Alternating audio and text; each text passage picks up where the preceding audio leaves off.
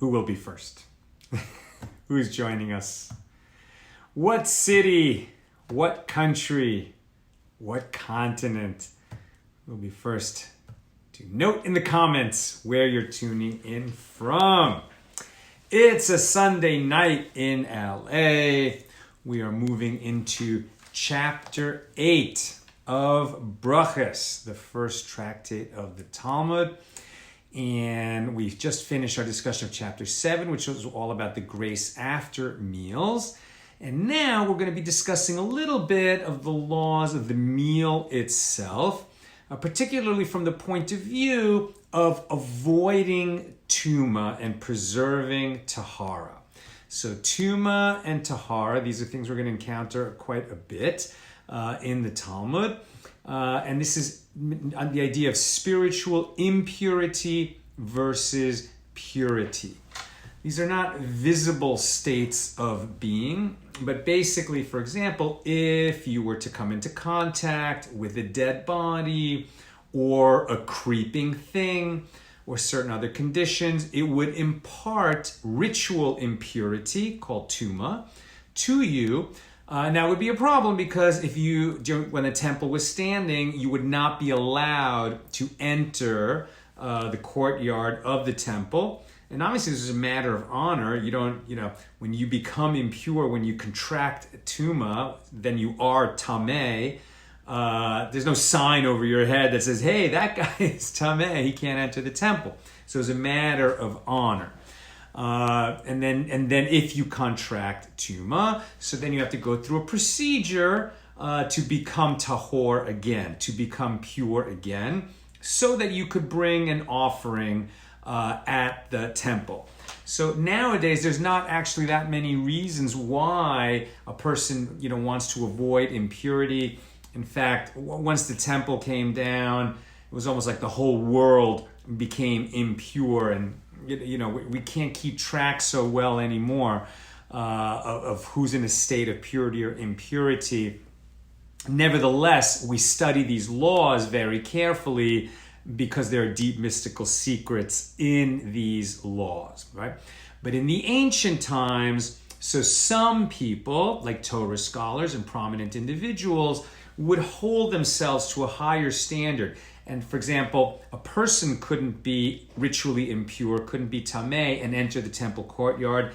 So much more, a priest had to maintain a sort of strict sense of personal purity, avoiding impure things, or if he contracted impurity, to go through the procedure, bringing an offering, immersing in a mikveh, doing whatever he had to do. We're going to be studying a lot of rules of what happens when you contract impurity, when you contract tuma, and how you become pure again. We'll be studying a lot of those laws in the future. Right now, I'm mentioning this because in chapter 8 of Berachos, we're going to be studying some laws that have, sort of inherent to them the idea that people were trying to avoid situations where they might contract impurity, particularly around the dinner table, right? Particularly, they're being punctilious about avoiding touching things and creating situations where they could contract tuma. And so certain sort of stringencies were observed to try and avoid those situations where somebody might contract tuma. So that's what's kind of going on generally in this chapter. And we open chapter 8 with a Mishnah that lists a series of disagreements between Beis Hillel and Beis Shammai. Beis means house, right? The Beit or the Beis is the house of something. So Beis Hillel, the house of Hillel, means the students of Hillel, or the academy of Hillel, the followers of Hillel.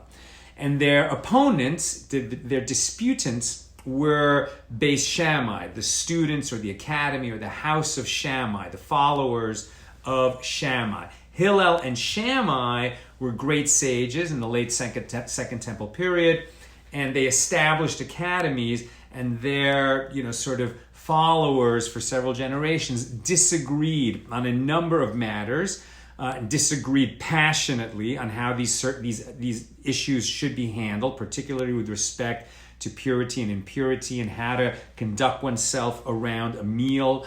And because they disagreed so much, there was there was a series of, I wouldn't say civil war, but in the world of Torah scholars, people were butting heads in a major way. And we teach this often as regards civil discourse, that ultimately the law was decreed by heaven, by a heavenly voice, to say that, both Beis Hillel and Beis Shammai were saying true things, even though they were, mutually incompatible. You couldn't do both systems. Nevertheless, they were both deriving their ideas from Scripture, using good teachings. And so both these and these are the words of the living God, said the heavenly voice. Both teachings were true, but the people can only follow one school. The population needs to have guidance from its Torah scholars. And the law is going to follow Beis Hillel, the students of Hillel. Why? Because Beis Hillel were easy and forbearing and taught the opinions of Beis Shammai before their own. This is a very important principle that we learn today when we disagree with people. For example, in politics, the importance of being able to state the opinion of the people you disagree with before your own. Why is that so important? Because it shows that you're a fair-minded person, and now they're going to be more willing to listen to your point of view because you've proven to them that you've listened to them and heard their point of view. And Nina and I like to add, and what's more, that you can say their point of view without sarcasm, without denigrating it, and in such a way that your disputant, your opponent, will agree that, yes, that is my point of view. You've stated their point of view in a way that they will agree that you stated their point of view, which of course will not happen if you're sarcastic about their point of view. So, the heavenly voice said, and the sages actually took this as a principle, that in matters of law, where there's a disagreement between Beis Hillel and Beis Shammai, we follow Beis Hillel. Almost always. There's a few exceptions here and there that are noted in the Talmud, but almost always as a default, the law follows Beis Hillel, and that is the reason that is given. So here in our Mishnah, which actually begins on page 51b, and then the discussion of it, the Gemara, is going to continue through our page 52a and b. So we learn several disagreements between Beis Hillel and Beis Shammai that pertain to meal times, right? So here we go. One is that if you're having a Shabbat dinner or a holiday dinner, so we begin that dinner by making a kiddush over the wine, right? So we're making a blessing over the wine, and we're making a blessing over the day, right? So blessed are you, Lord our God, who sanctifies the Sabbath, or who sanctifies the holiday of Passover, or the holiday of Sukkot, or Shavuot. When we enter one of these festivals, we make a kiddush, a blessing on wine, and a blessing on the holiday. And the question that Beis Hillel and Beis Shammai disagreed on is, which do you say first? Beis Hillel say we bless the wine first, and then we sanctify the day. Beis Shammai say we sanctify the day first, and then we bless the wine, because the holiday is more important than a cup of wine. But we follow Beis Hillel. We first bless the wine, and then we bless the special day on which we're drinking it. And we're going to come back around and discuss why we do that momentarily. They also disagree on when you're making a blessing over wine, and then you wash your hands. Like if you go to a Shabbat dinner, you'll see we make a blessing on the wine and sanctify the day of Shabbat. Then we go wash our hands, and then we come back, right, and eat the bread. That's following Beis Hillel. Beis Shammai would have said that you wash your hands first, then bless the wine, and then presumably you could eat the bread. But that's not what we do. We follow Beis Hillel.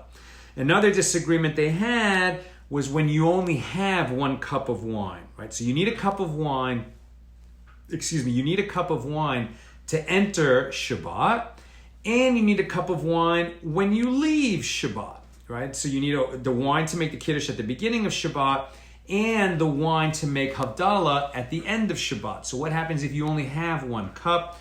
So there's some different procedures that they go through, but basically you have a question, well, like, okay, so you're going to save that cup of wine. Maybe you'll just have a taste of it at the beginning of Shabbat, but you'll basically save the cup so that toward the end of Shabbat you can make a meal, right? And then recite the grace over the meal, and then you've got a cup of wine in your hand which you can use for Havdalah. If you were watching our show last night, I was very privileged to have Rabbi Isaiah Rothstein stopping through on his way back to New York, and we made the Havdalah ceremony here on our show. And you saw that a typical Havdalah, you hold a cup of wine, you sing about separating the day of holiness from the days of the week. We make a blessing over the wine, but don't drink it. Then we make a blessing on the spice, and then we make a blessing on the candle, the special Havdalah candle, which has to have multiple wicks. And then we drink the wine, and continue saying some blessings about separating the day of Shabbat from the week. So Beis Shammai and Beis Hillel disagree. They would both say that, well, for the Havdalah, which is coming at the end of a meal, at the end of Shabbat, when you only had that one cup of wine, which you're using for both the grace after the meal and for Havdalah, Beis Shammai, they disagree. They both agree that you start by blessing the light, and then you bless either the meal or the spice, and then the Havdalah.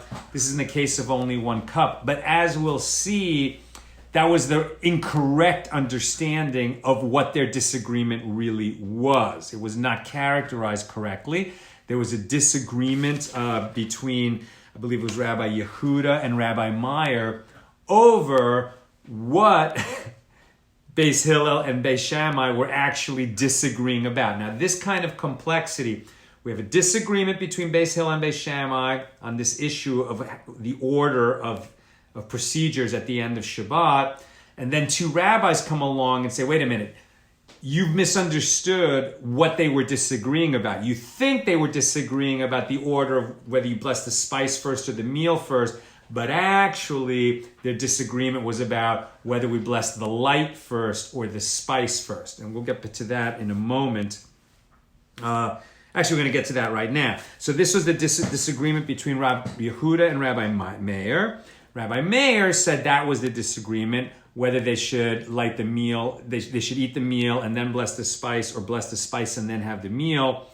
And Rabbi Yehuda said, no, you've got it wrong. What they were disagreeing about is, when you're making Havdalah, do you bless the light, meaning the candle first? This is a regular candle. For Havdalah, you have to have at least a candle with 2 wicks, and very often Havdalah candles have multiple wicks, 3, 4, 5 even. So Rabbi Yehuda was saying, first, so Beis Hillel would say, first you bless the spice, and then you bless the light of the fire. And Beis Shammai would say, first you bless the light of the fire, and then you bless the spice. Per Rabbi Yehuda, that's what the disagreement between Beis Shammai and Beis Hillel was about. We agree with Rabbi Yehuda that that's what the actual disagreement was between Beis Shammai and Beis Hillel. And like in almost all matters, we follow Beis Hillel. And that's why when we made Havdalah last night, you saw, first we made a blessing over the spice, right? Borei minei v'samim, usually cloves, but something that you smell, that nourishes the soul. We make that blessing, and then we smell the spice.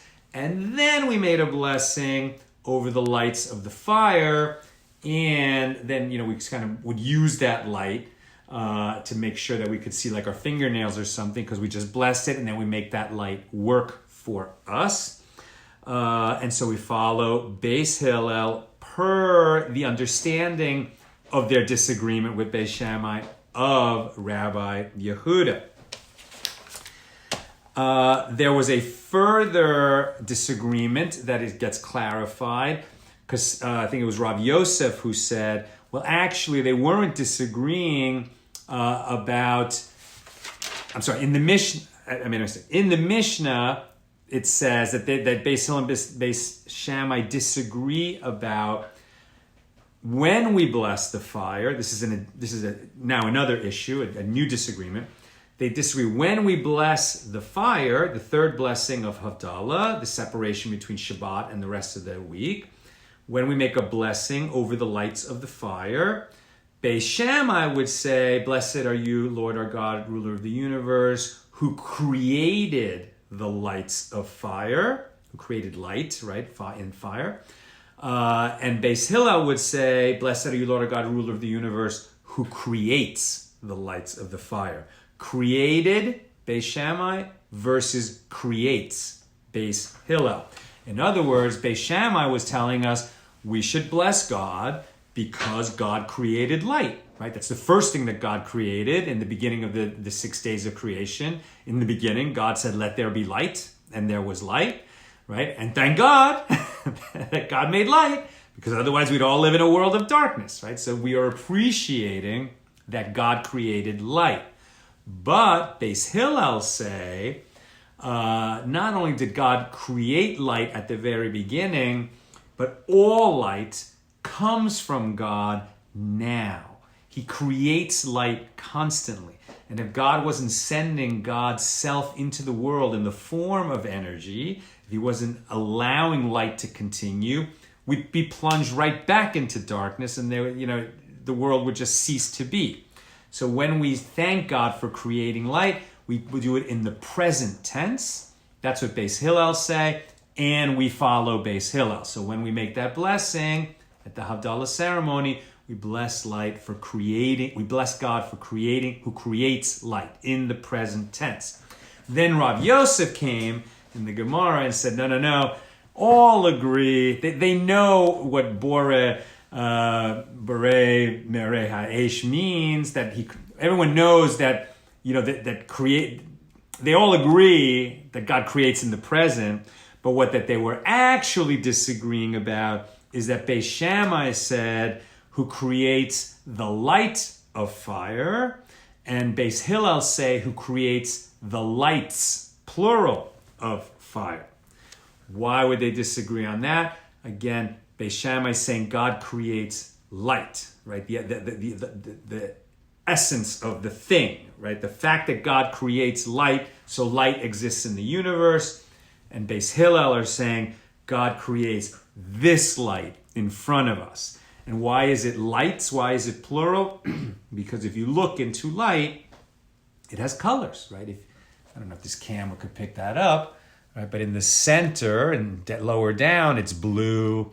The wick itself is glowing orange. There's yellow that peaks up into a much brighter whiteness. And so all those, per the opinion of Beis Hillel, this got loose, per the opinion of Beis Hillel, adds up to lights. And that may also be why we're so particular to have at Havdalah a candle with multiple wicks, because then it's even more obvious that we are saying who creates the lights of the fire. But we follow Beis Hillel and we say plural. Creates in the present, per the first distinction.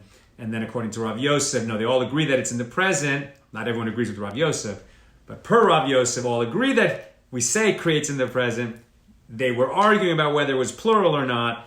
And so per the opinion of Rav Yosef and his understanding of the dispute between Beis Hillel and Beis Shammai, we also, when we make the Havdalah blessing, say plural. Lights of fire. Borei Merei Ha'esh.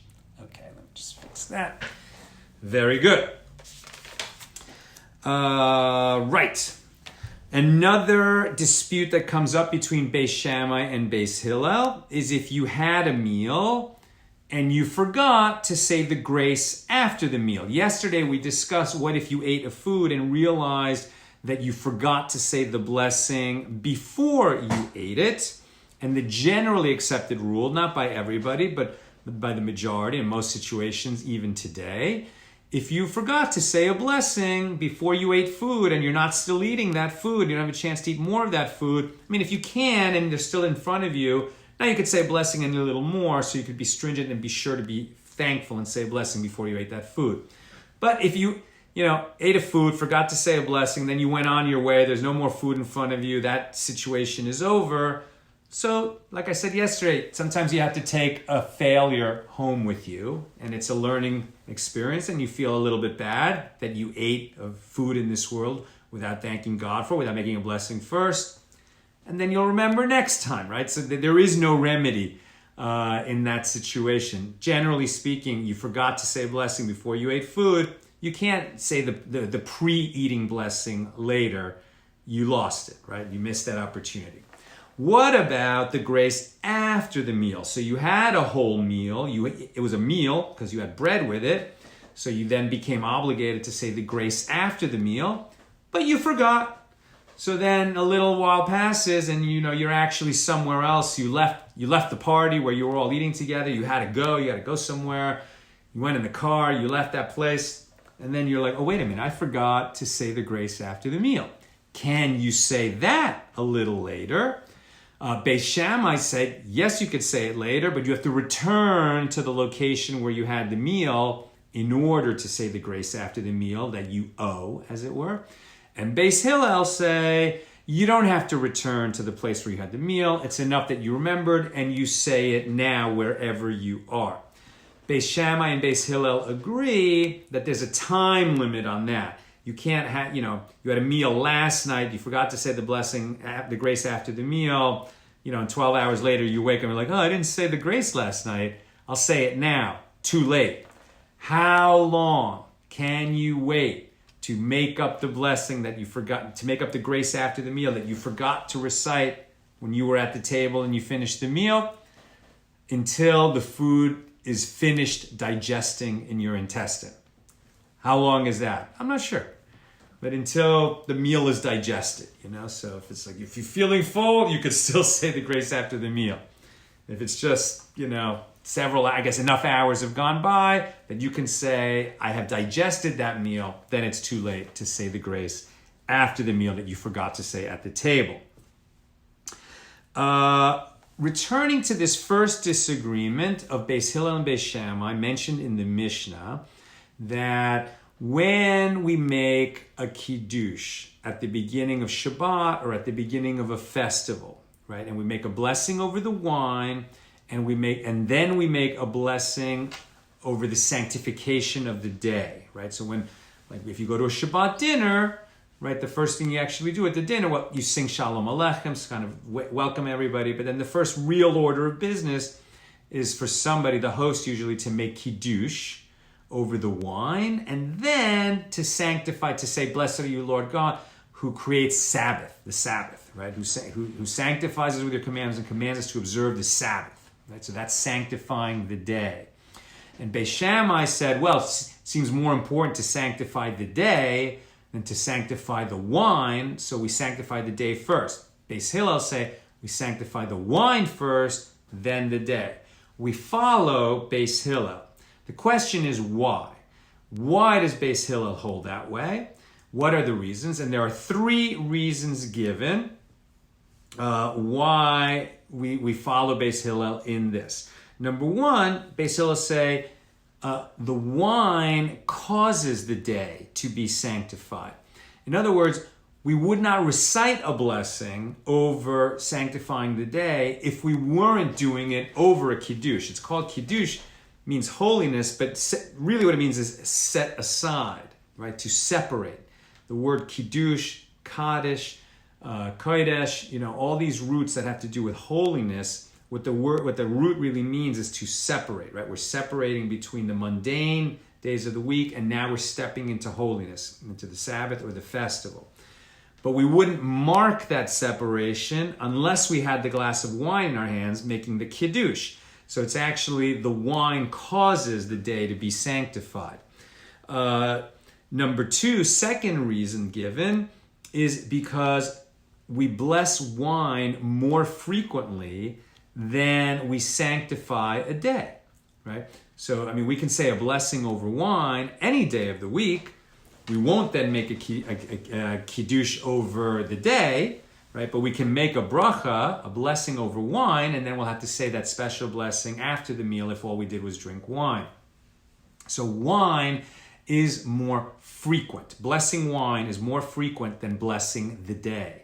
And when there's a question between Which do we prioritize? The thing that happens more frequently or less frequently?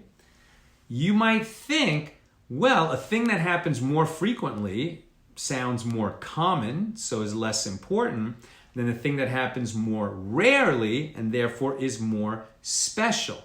But in fact, our sages teach us that we prioritize the thing that happens more frequently. So Shabbat, which happens every week, and let's say Yom Kippur, which happens only once a year, when they coincide, Yom Kippur can fall on Shabbat, we're going to bless Shabbat first because it happens more often. If Shabbat and Hanukkah happen at the same time, we're going to light those Shabbat well, that's a separate issue. Then we light Hanukkah candles first because we couldn't light them when Shabbat began. But we're going to give priority to Shabbat because it happens more often than the less frequent holiday of Hanukkah or Yom Kippur or whatever other holiday there is. And that's why we can say and be honest and truthful that Shabbat is the most important holiday of the year. Even though Yom Kippur, which is the holiest day of the year, many say it only happens once a year and Shabbat happens every week, but we give priority to the thing that happens more often. So Shabbat actually gets priority over the yearly holiday. So that's the second reason. The third reason why we follow Beis Hillel, when they say we sanctify the wine first and the day second, the reason we follow that is because that heavenly voice came down and said, in disputes between Beis Hillel and Beis Shammai, we follow Beis Hillel. However, that is not per the opinion of Rabbi Yehoshua. There's an incredible story that I am not going to tell now. It takes a long time to tell it. And with God's help, we'll eventually get to it in the middle of our 7.5-year journey. When we're in Bava Metzia, right in the middle of the Talmud. It's a famous, famous story at Bava Metzia 59. And it's going to be the great dispute between Rabbi Eliezer and the sages. And in that dispute, Rabbi Eliezer disagreed with all the other sages on a matter concerning a new technology. There was a high-tech oven that was invented in their time. And its purpose was to allow poor people to sort of have some flexibility in what happens with an oven. And, even if it became impure, it would not become impure in the same way. And then when an oven in those days, which was made out of clay, became impure, you had no choice but to smash it and buy another one, which was very difficult for poor people. So they invented this new oven that was, I'm not going to tell that whole story, but it was a leniency that helped people, that ruling that came from Eliezer. All the sages disagreed with him. It became a big, terrible confrontation, which resulted ultimately in a lot of sadness and tragedy. And we'll tell that story when we get to it. But at any rate, when that argument was going on and all the sages disagreed with Eliezer, a heavenly voice came down and said, well, Eliezer's right.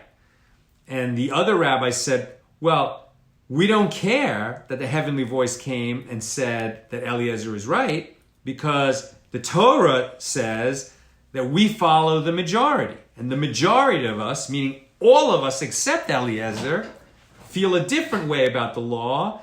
And you told us that the law has to follow the majority because we don't always have the privilege of having a miraculous voice from heaven come and tell us who's right.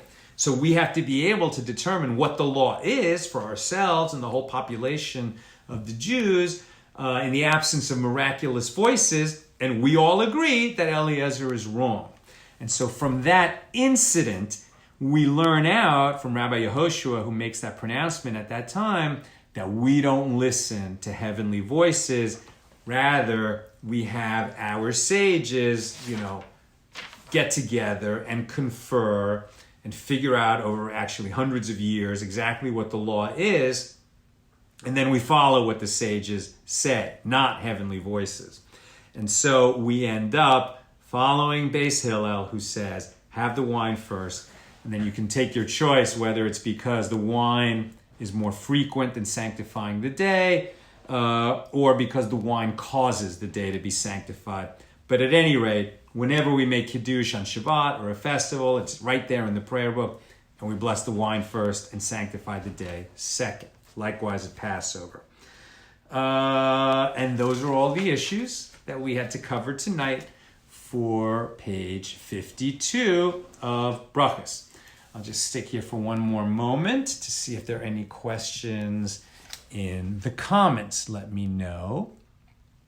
I love that people are in from Illinois and Louisiana, Cheryl and Robin from Birmingham, Alabama, and Owen from New York City, and James from Indianapolis, and Stephanie from Herndon, Virginia. Fantastic that you're all here and we're learning together. Randy from Florida. All right, I don't think there are any questions tonight. With God's help, we'll continue tomorrow with page 53. Later in the week, I'm going to be on a red-eye Thursday night. If any of you are going to AIPAC, the American Israel, what does AIPAC stand for exactly? Political Action Committee, is that right? American Israel Political Action Committee. Anyway, the AIPAC Policy Conference is going to be in Washington, D.C. next weekend. I'm going to be there for the Shabbaton as well as the policy conference itself. So I'll be there from Friday through Tuesday. And if any of you are planning to go to AIPAC, I would love to meet you in person. Please come up and say hello to me. Sending you all big love from LA. Take care, my holy brothers and sisters.